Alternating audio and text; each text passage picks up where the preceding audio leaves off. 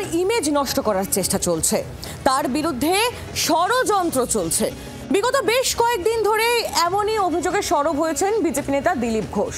এবার সোশ্যাল মিডিয়ায় ছড়িয়ে পড়া এক ভিডিও নিয়ে সোজা লালবাজারের সাইবার ক্রাইমে গিয়ে এই অভিযোগ করলেন তিনি। পাল্টা তার বিরুদ্ধে সরব হয়েছেন তারই দলের নেতা তথাগত রায়। সম্প্রতি সোশ্যাল মিডিয়ায় কিছু ভিডিও ছড়ায় ব্যক্তিগত ঘনিষ্ঠ মুহূর্তের ছবি। তাতে বলা হয় সেটি দিলীপ ঘোষের ব্যক্তিগত মুহূর্ত। এই ভিডিও নিয়ে এবার তীব্র ক্ষোভ প্রকাশ করলেন দিলীপ ঘোষ। দ্বারস্থ হলেন লালবাজারে। পশ্চিমবাংলার রাজনীতিকে বারবার কলুষিত করার চেষ্টা হচ্ছে। আমি জানি না রাজনীতি কত নিচে নামবে। এই চক্রান্তের যে রহস্য সেটা উদ্ঘাটিত হওয়া উচিত। আইনের দ্বারস্থ হয়েছে, আইন দেখবে। পুলিশ যদি এমনি না করে আমি হাইকোর্টেও যাব, সে ব্যবস্থাও রেখেছি।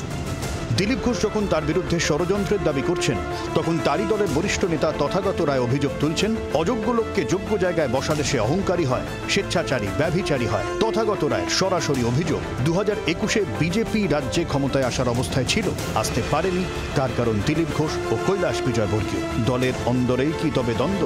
প্রশ্ন তুলছে তৃণমূল।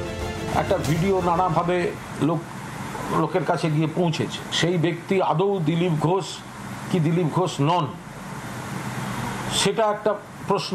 যদি দিলীপ ঘোষ হন, তাহলে তাঁর ব্যক্তিগত জায়গার ভিডিও সেটা বাইরে গেল কি করে? কেউ কেউ বলছে নাকি দিল্লিতে সম্প্রতি কোনো একটা মিটিং থেকে দিলীপ বাবুর অতি শুভানুধ্যায়ী যাদের দেখা হয়েছিল, তারা নাকি এসব নানা রকম কারবার টারবার করেছেন। এগুলো সব দিলীপ বাবুরা বলতে পারবেন। এখনকার টেকনোলজির যুগে কোনো ভিডিও নিয়েই সেই ধরনের বেশি কিছু কথা বলা উচিত নয়।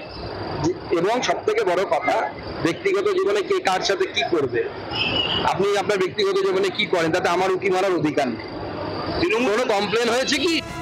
এই অবস্থায় দিলীপ ঘোষ বলছেন, আর্থিকভাবে বদনাম না করতে পেরেই এই চক্রান্ত।